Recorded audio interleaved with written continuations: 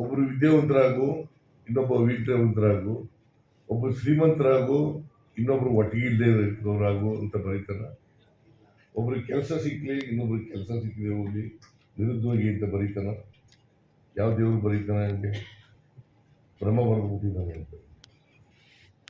ಬಹಳ ಜನ ಡಾಕ್ಟರ್ಗಳು, ಇಂಜಿನಿಯರಿಂಗ್ ಓದಿರ್ತಕ್ಕಂಥವ್ರಿಗೆ ಕೂಡ ಹೇಳ್ತಾರೆ ಇದು ಹಣೆ ಬರ.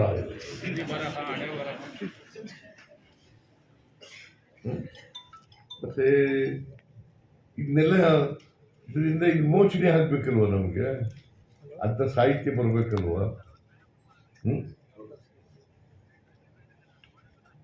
ಅಂತ ಸಂಸ್ಕೃತಿ ಬೆಳಿಬೇಕಲ್ವ ನಮ್ಮಲ್ಲಿ.